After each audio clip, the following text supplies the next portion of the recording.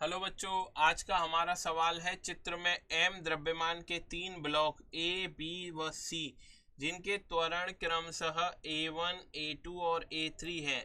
यदि बाह्य बलों F1 व F2 के परिमाण क्रमशः 2mg और mg हो तो हमें सही ऑप्शन ज्ञात करना है। अब देखिए, अगर हम ब्लॉक ए की बात करें, ए ब्लॉक पर दाईं ओर कितना फोर्स लग रहा है, F1 बराबर 2mg। तो जितना ये बल लग रहा है उतना ही इसमें तनाव उत्पन्न होगा, T1।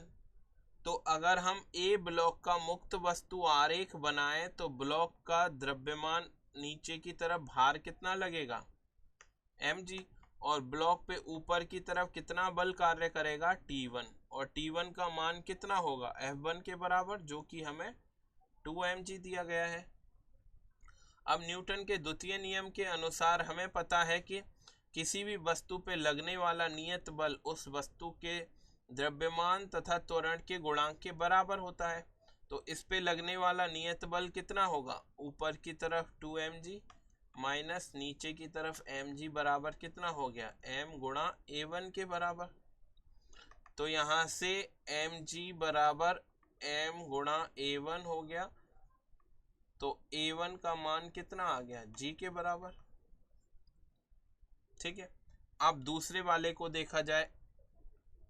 दूसरे वाले ब्लॉक सिस्टम की बात करें तो यहाँ पे नीचे की तरफ ये ब्लॉक कितना लगाएगा, 2mg, और इस ब्लॉक का भार कितना कार्य करेगा, mg।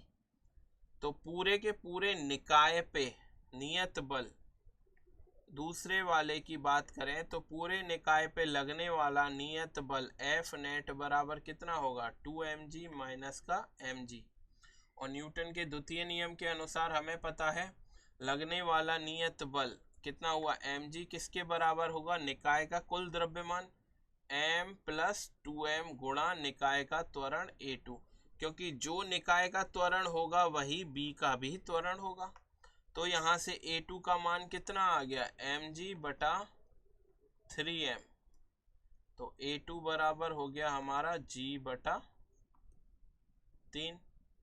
अब हम तीसरे वाले उसकी बात करते हैं।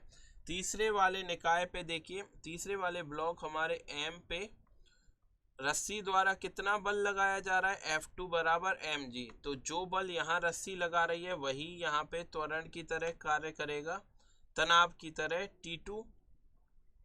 तो ब्लॉक सी का अगर मुक्त वस्तु आरेख बनाए, ब्लॉक सी का द्रव्यमान कितना है, ये है हमारा ब्लॉक सी, ये था हमारा ब्लॉक ए। तो इसका भार नीचे की तरफ कार्य करेगा mg, और इस पे ऊपर की तरफ तनाव कितना लग रहा है, T2, उसका मान भी कितना है, mg के बराबर। दोनों बल बराबर है इसलिए इसका त्वरण बराबर कितना होगा, 0 होगा।